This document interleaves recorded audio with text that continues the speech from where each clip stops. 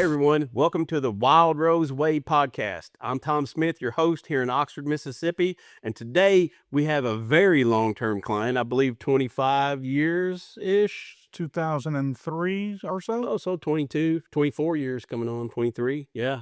So Chris Wilke from New Orleans, Louisiana, welcome to the show, Chris. Thanks for having me. I'd like to start off, get everybody a little gift, a Yeti cup with the Wildrose Way Podcast logo on it. Thank you. I bet some Mount Gay rum will taste really good. And I'm surprised it's not in there for me already. I got to keep it on the bar for when you come visit.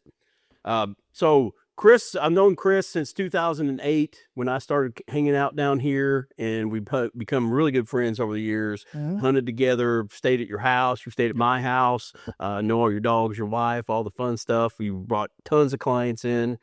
We thank you for that. So we're going to start off, where'd you grow up? I grew up in New Orleans. I'm a born and bred New Orleans boy.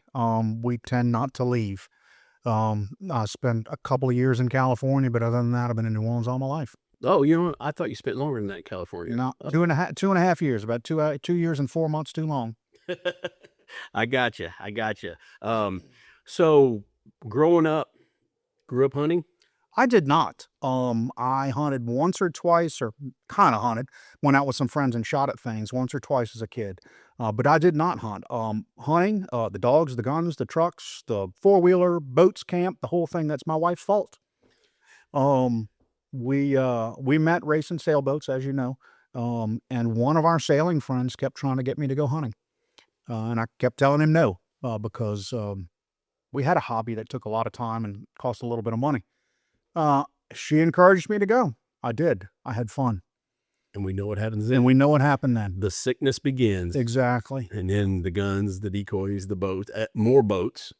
Yeah, more boats, hunting boats, and a camp, and a four-wheeler, and however many, 5 dogs from y'all, something like that. I believe so. I got 2 of them at Woody's cabin now. Yeah. Jax and Stetson. Stetson's a heritage dog. Actually, that's Stetson's daddy right there, Kane, one of our heritage dogs, our field trial champion for Scotland, our most prolific sire. He was just such a great dog. And Stetson has plenty of drive. Stetson has a little drive. I don't know that I've had one without drive. No, Sailor, Jax, Harkin. I could not get that off the end of my tongue. Harkin, and even that little diabetic female, Jazz, she had plenty of drive too. She wanted to be a hunting dog. Yeah, she ended up being a diabetic alert dog and did really well at it. She did really well at it for that lady. So let's talk a little bit about the sailing. All right. When did you get into the sailing portion?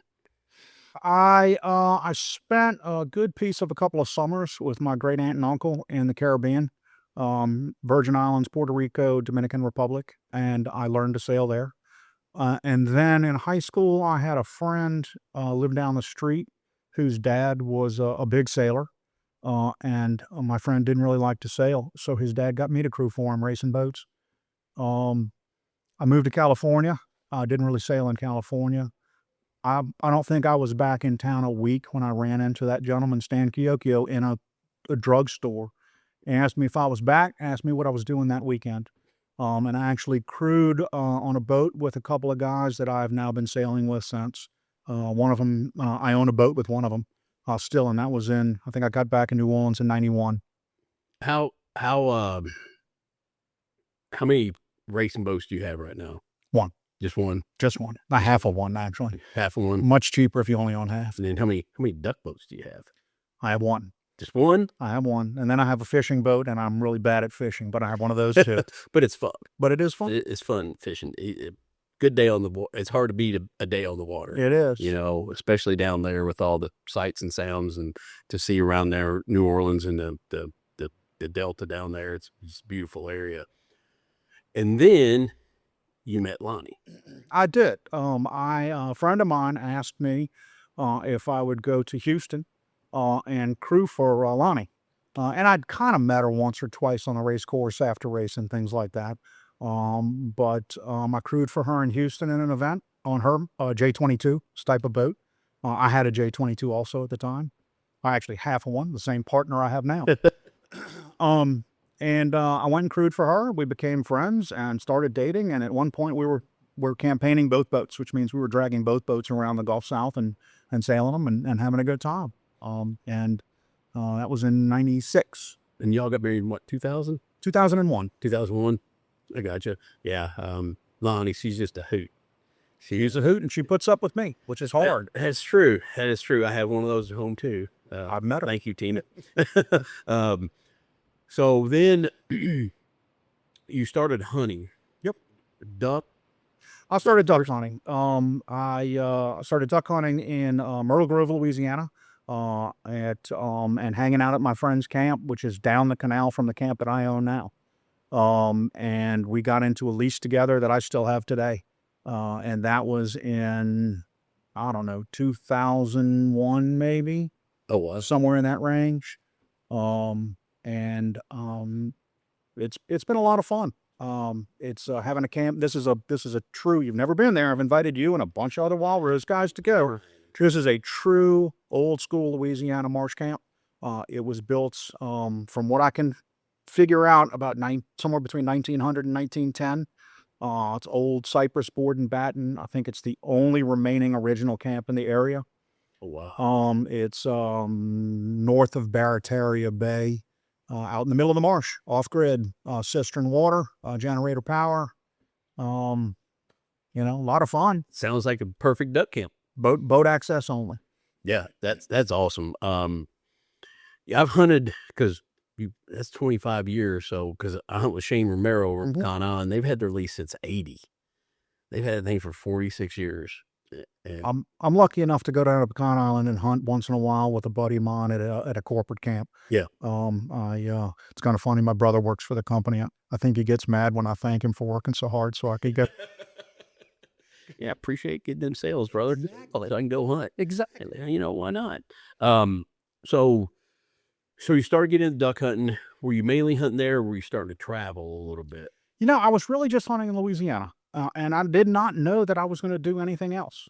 There are a lot of friends I have now that they duck hunt in Louisiana, at least that they've had from the 80s, 90s. Maybe it was their dad's place, and they never go anywhere else.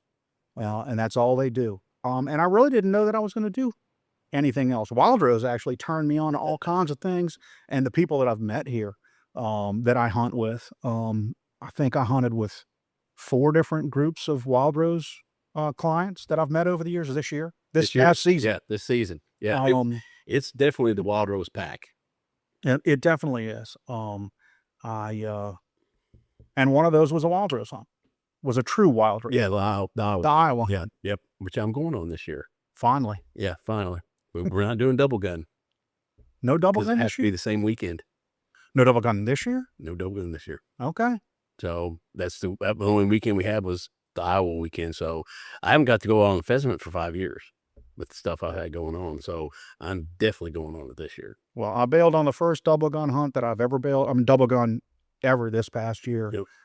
Because of a Wildrose client. Yep. Who's been asking me to go hunt South Dakota pheasant opener for as long as I've known him, Mike Colbert. Yep, I was gonna say Mike, and I keep turning him down to go to double gun, and I finally decided the hell with it. I'm going to pheasant opener in Mitchell. Because that's the first double gun you missed in ever. I went to all the double guns, and I went to the event that preceded it, the Waterfowler Academy. That one, but there was a cup. There was an event with the Kelsey's. Yes, it was the Wildrose Championship. Right. I went to that once, and then I went to the Waterfowler Academy, which preceded this event. Right, the handlers. That was actually before my time. Okay. So that was at least 17 years ago. But yeah, so you started hunting, didn't have a dog. Nope. What got you to Wildrose? I research things a lot. You've known me long enough to know that. And I decided that I wanted an English or Irish heritage dog. I'd been around enough, spun up American field trial lines that I knew that's not what I wanted. I needed drive, but I wanted something that could live in my house. Off switch. It had to have an off switch, exactly. Yep. Lonnie was still working for Delta Airlines at the time, so we could fly anywhere in the country for free, actually the world for free. And I was looking all over the country to see what I found. this is pre restricted registrations. Mm-hmm. I was finding Wildrose dogs in other kennels breeding stock. Mm-hmm. And so I decided, why would I go to somewhere else to buy something that Wildrose was producing? Why wouldn't I just go to the source? Go to the source. Mm-hmm. So it's dumb luck that I ended up here. And then in the training end of it, I didn't know what I was going to do really for training. I interviewed probably half a dozen local Louisiana trainers and didn't like what I found. They were all training with a collar. I didn't want to train with a collar. So I ended up with Mike. And Mike actually trained Sailor, my first dog. Sailor.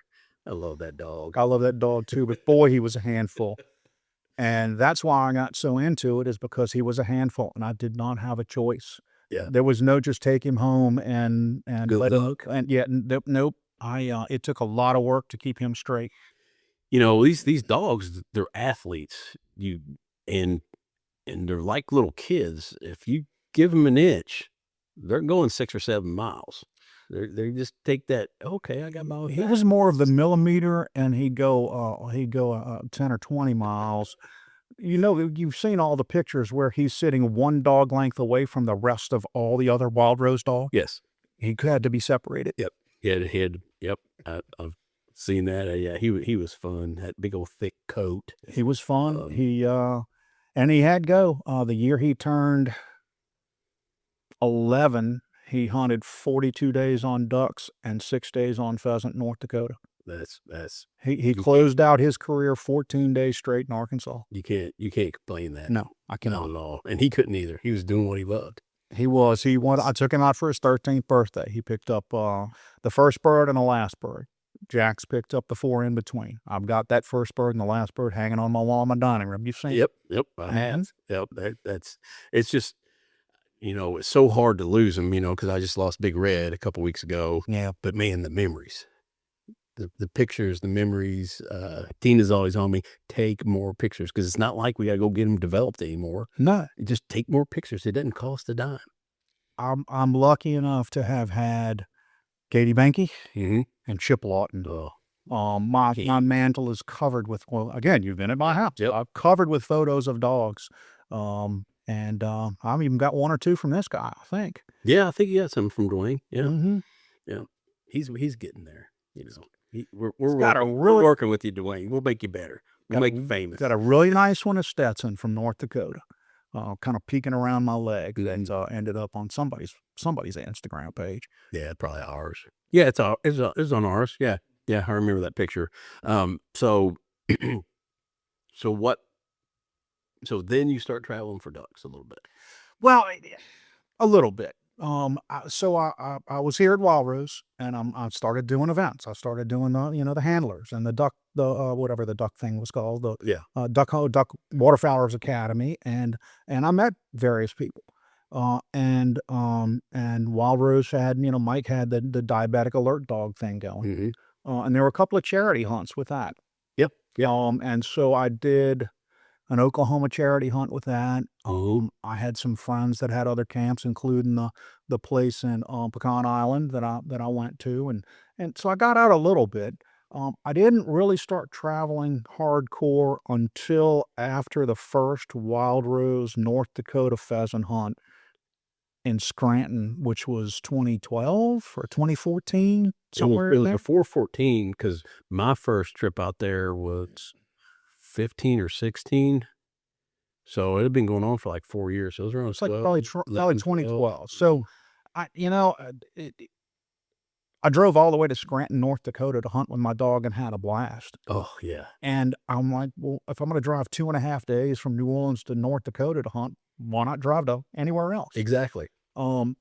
Somewhere in there too, I joined a club a duck club in North Louisiana. And then I was in, I think, 3 different clubs in Arkansas, and hence the 4-wheeler, because I don't need it where I am. And so I've done some of that too. And this past year, I traveled nothing but with a Wildrose crowd. We did a hunt right here, not too far from Batesville, duck hunt. We did an Arkansas duck hunt. I did Iowa, South Dakota, North Dakota, and a Georgia quail hunt. Yeah. And that's nothing but Wildrose, folks. It's just awesome. The people you meet here, and everybody wants to hunt together, and they want you to see what they have. Come hunt with me. It's got a great place, and that's always, I always tell people we have the best client base in the world. This is a club. I don't know if Mike intended that, but it's a club. I thought I bought a duck dog. No, I joined a club. Community. Yeah, I'm going to join the club. Actually, I want to say I'm probably one of the founding members. Yeah, I'd say so. Yeah, I know Lonnie's responsible to some extent for tailgating.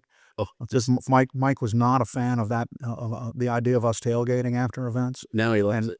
He does love it, and Lonnie and I can't remember who else decided he was wrong, and they were going to tailgate anyway. And Lonnie was going to tell you he's wrong. She did. Was the Zeke's trip your first upland trip, or had you done some? I think I had done some kick and shoot, quail. I did another Wildrose event at Prairie Wildlife. We did a tower shoot, and they were using chucker, and about half of them would hit the ground and just hide in the grass. Very young, inexperienced dogs there, with the exception of Sailor Dog. And I think that's the first time he really quartered and flushed. We figured it out. Yeah. Because our chucker everywhere and everybody else was leaving. And I was like, well, I got a gun, I got a dog. Let's do some walking around here. So I don't know how many chucker we flushed and killed, but he thought it was the best thing ever. It's like, I get to find them. I get to make them fly. You shoot them and I get to find them again. Yeah. This is great. Rinse and repeat. Exactly. We were just there Sunday picking up in the tower shoot at the Prairie. We got some guys today at Westervelt. So. I have not picked up with Stetson yet. I need to do that. He's 4 now? I think he's 4 now. Yeah. Time flies. Especially when you're having fun. And having fun is hard. Well, yeah, I was trying to figure. I know that's hard, but I was trying to figure out where you were going with that. Having fun is what I like to do every day. Yeah, I don't know. So yeah, you always tell me having fun's hard. Having fun is hard because you are tired at the end of the day, which is awesome. If you're not doing it right. Yeah, those years at Zeke's, and I've never seen anything like those wild pheasants out there. Just hundreds and hundreds and hundreds. I mean, some days you might walk out on your first walk and you're done.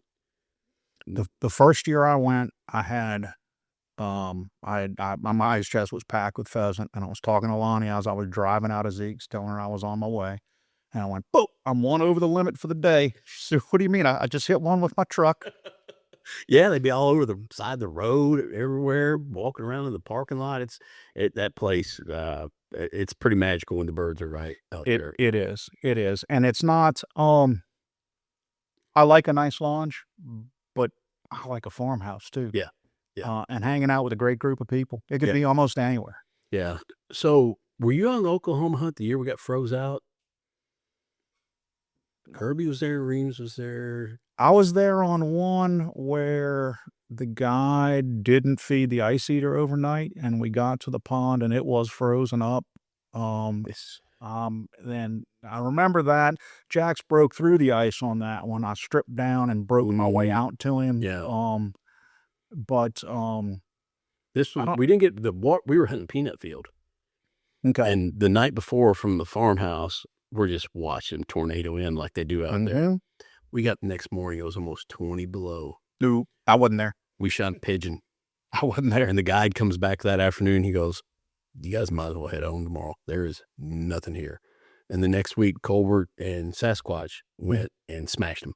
It warmed back up, and they went out there and just crushed them. Now, I might have been with them. Yeah.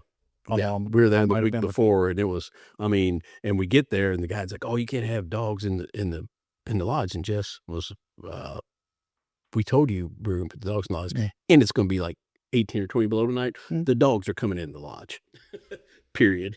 That's one hard thing about traveling with the Wildrose crowd is guides don't understand us unless we've been there before. Yeah. Our dogs are going to be in the lodge, but they're going to look like that guy there on his place. Yeah.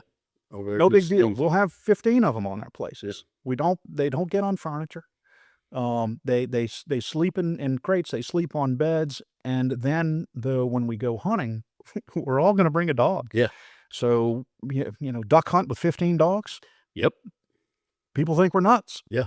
But when they're all steady and quiet, and it doesn't, it doesn't make a big difference. No, I did one of those Oklahoma hunts that Jeff Buckner put together, and we did the Canyon Pond, and the group of us shot 50 mallards in an hour. Yeah. I think they were 2 Oops hens, and the rest of them were all greenheads, and every one of us had a dog. That's incredible. I never got to shoot the canyon, but I've heard stories. It's just incredible. I've done it twice. I did it once. Mike Colbert was there. Mike Stewart was there. Jeff Buckner. I can't remember who else was on that. Yeah, on that one. But unfortunately, that operation had fell apart. So I did it. Yeah, it happens. Mm-hmm. It happens right now. I mean, the state's got the liquor stores hemmed up here. They have no inventory, and they're talking no inventory until like May. I don't really know the backside of it, but the guy was telling me, he goes, liquor stores are just closing all over the state because we can't get stocked. They have to buy it from the state of Mississippi, don't they? Yes. Oh, yeah. Yep. Put the government in charge. That'll work out. It always does. So now you moved in from having a duck dog and then the Wildrose Way, the dog of duality.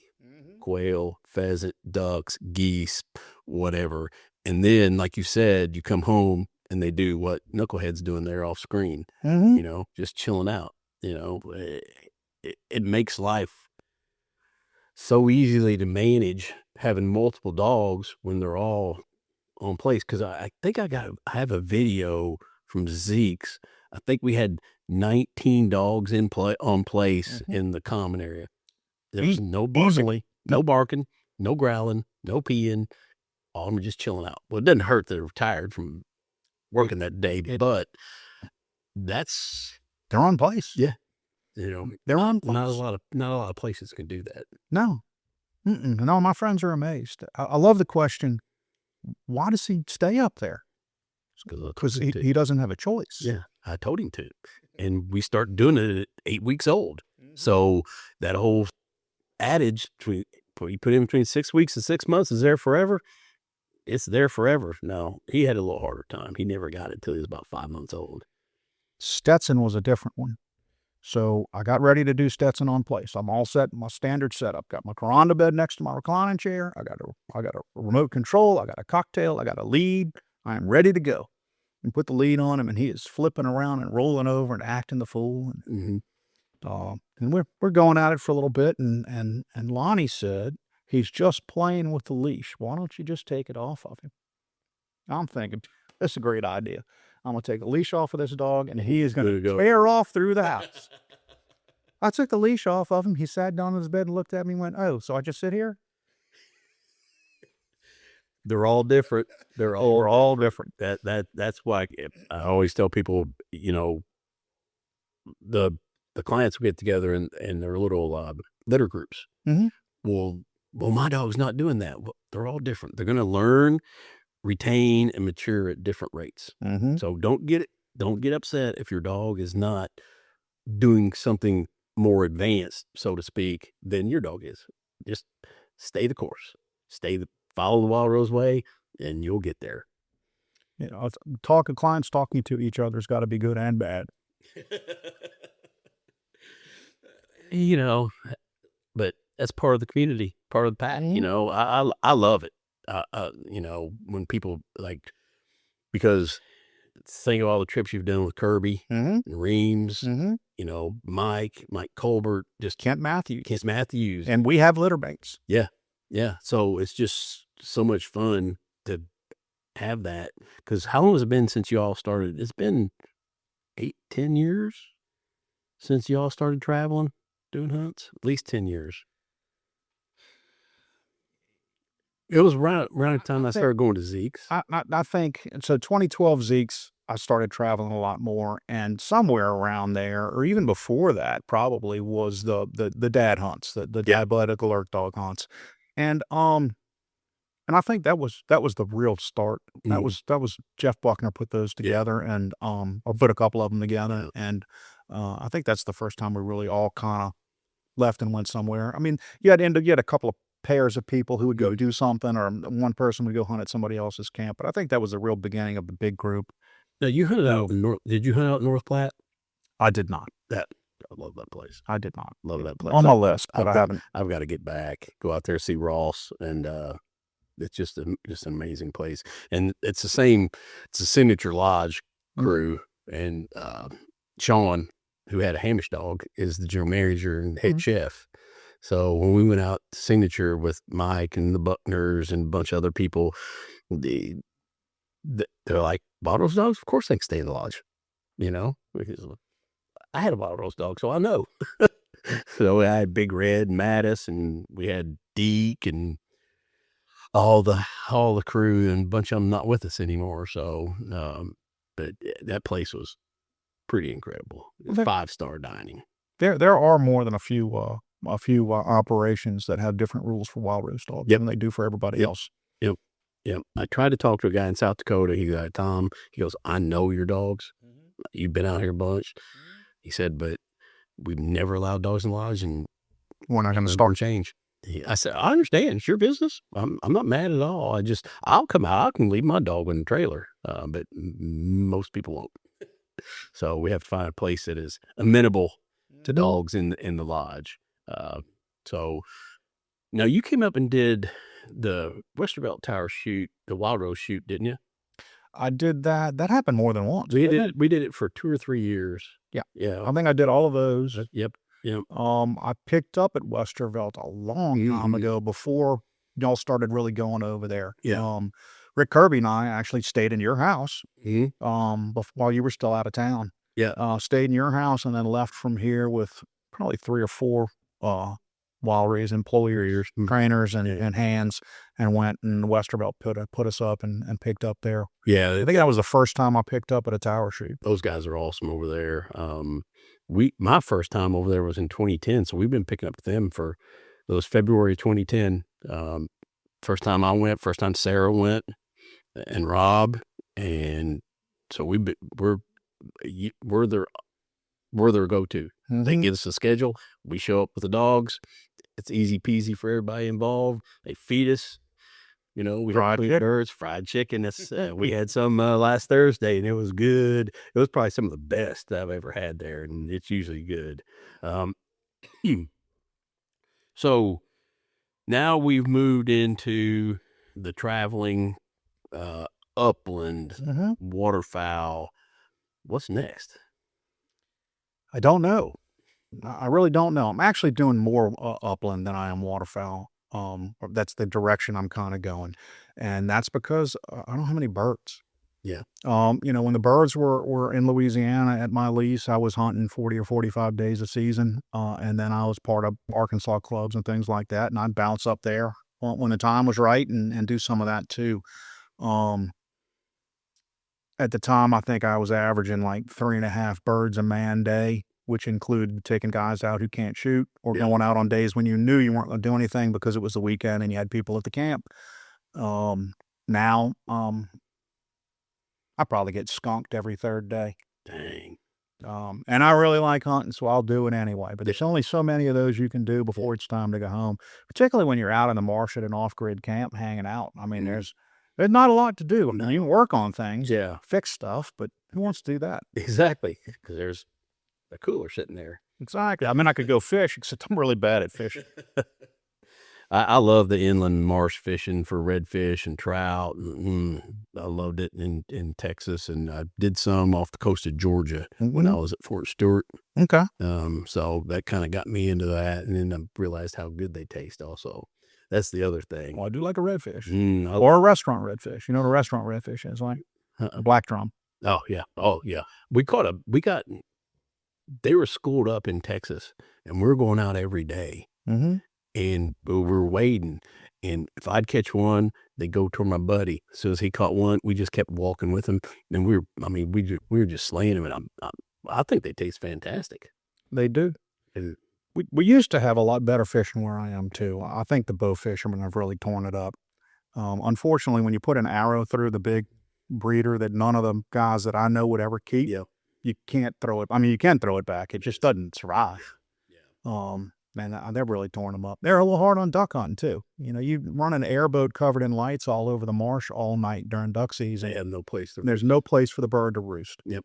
So But yeah, what are you gonna do about it? times change, things change. It could circle back around. I mean, bell bottoms in the 70s are back.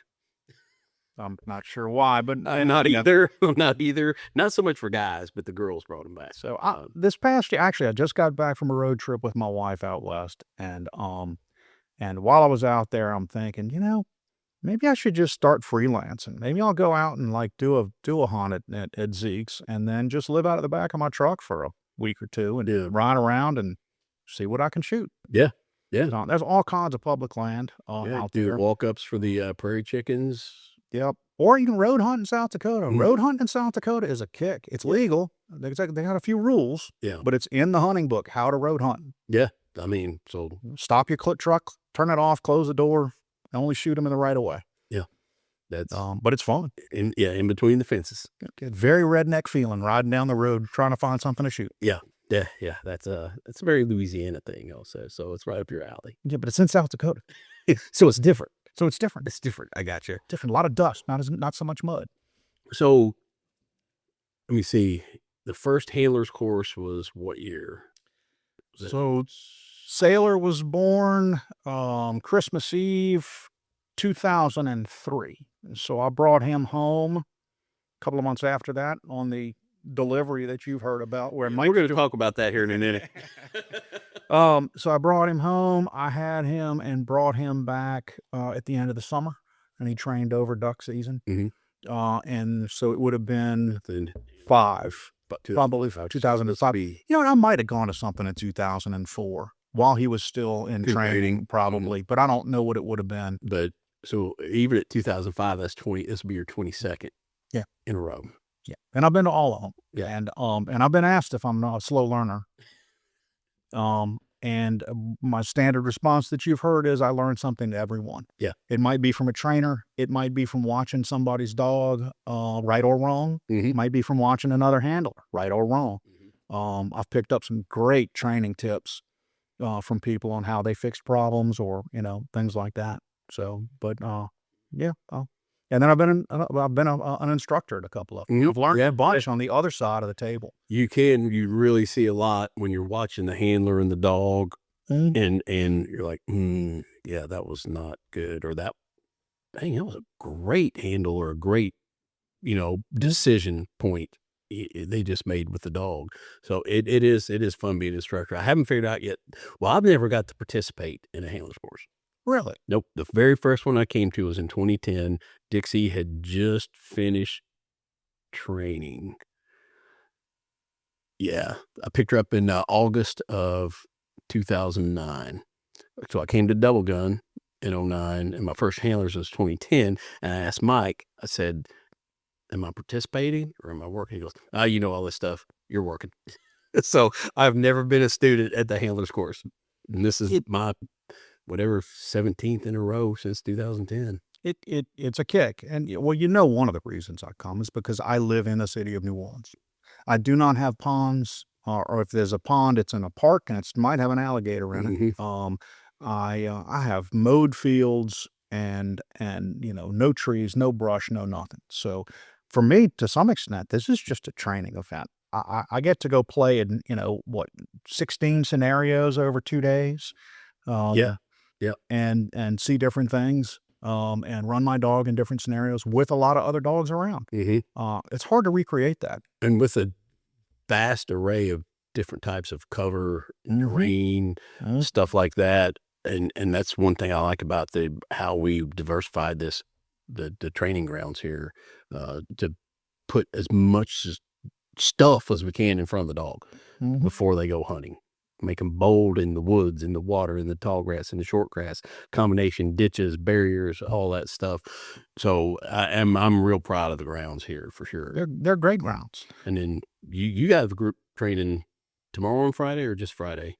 No, tomorrow and Friday. Tomorrow and Friday. Well, I know we're done group training tomorrow. I'm training to Friday. I'm sure somebody will join me. I don't know how big the group's going to be, but yeah, we're all set up to go play in the backfield. Yeah, because your dogs, I don't know if you really don't need basics, but you come up and, again, meet with a bunch of members of the pack, and you set up your own scenarios, and you use the part of the grounds we're not using, and it works out great. Yeah, we all brought our gear. We're all ready to roll, and I don't know what we're doing, but we'll figure it out. And then magically y'all show up at tailgate time. Who, us? Half your clients learned to tailgate from me. True. I mean, not that they didn't know how to tailgate, but they didn't know to tailgate here. Correct. I provided quite a few Coors Lights in my time. Yes, you have. And it's evolved. Now everybody's bringing snacks and... It's almost too nice. Nah. It'll be great. So let's end this with the delivery story. So the delivery. So I talked to Mike Stewart and Kathy at the time about the puppy that I wanted. And I really didn't know what I wanted. I know I wanted a yellow male. That's all I wanted. I knew. Yellow, you've heard the joke, hair matches my floor better.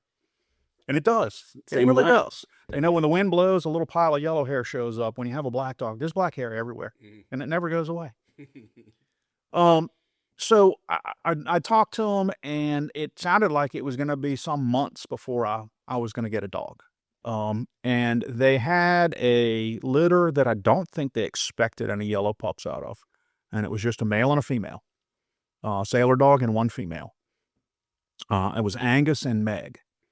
And I'd done a bunch of research on dogs in general, but I had no idea that Angus and Meg were both pretty hot commodities around here. My understanding is Meg was the dog that kennel hands would take hunting if Mike would let them. And so I got a call. Hey, we have a yellow male for you. Sailor was way more dog than I needed. Based on my experience. Yeah. He really was. He caused me to learn all kinds of things. I mean, I had to drink from the fire hose or else. So I'm going to come pick up my dog. And Mike was still doing Navy the reserves, and he was training out of Belchase, Louisiana. So Kathy said, well, Mike's got training. And he's coming there anyway about the right time, and there's no real puppy picking because there's only one puppy going home. The other female, I think, went to a breeder, went to another kennel. Oh, really? Yeah. I'm glad we changed that. And so my understanding is Mike had no idea he was delivering a dog until he was getting ready to leave, and Kathy said, "Oh no, you're bringing this puppy to Louisiana." There'll be a fly on the wall in that conversation. So the Navy was putting Mike up in the finest 5-star hotel they had on the west bank of New Orleans. I think it was a Days Inn. And if you hear Mike describe it, he said it's basically like a drug deal. He said he was in a no-tell motel, and Lonnie and I showed up and gave him money and took a puppy. My, how things have changed. Exactly. And then later that night, like middle of the night, Lonnie had me call Mike, worried about the puppy. I think he was just breathing so heavy that it sounded like his heart was coming out of his chest. And Mike pretty much said, "Yeah, they do that." Yeah. I mean, that's a big deal. They're leaving all their litter mates, new people, new clothes. Yeah, they've been traveling. It's a lot of stressors on the dog. And that one thing that has helped with the transition since pre and pro plans come out, that Fortiflora, the probiotic, it has had helped so much with upset stomachs and stuff in the puppies when they go home. So, but, well, I think we've covered about everything from here to there. There's a lot of things we're not going to talk about. It's Cocktail 30. Cocktail hour? Cocktail 30. So, Chris, thank you so much, my friend, for being on the podcast. Thanks for having me. This was fun. Absolutely. Like I said, we've been friends for a long time, staying at each other's houses, going on trips together. It's fun. I'm trying to get more clients in here to tell their story, their Wildrose evolution. And make all our dirty laundry public? Just a little bit of it. Just a little bit of it. Everybody, thanks for tuning in to the Wildrose Way Podcast. For all your hunting needs and your dog training needs, please visit wildrosetradingcompany.com. We've got all the cool stuff. We've got the logoed apparel and everything you need to train your dog. And we will see you in the field.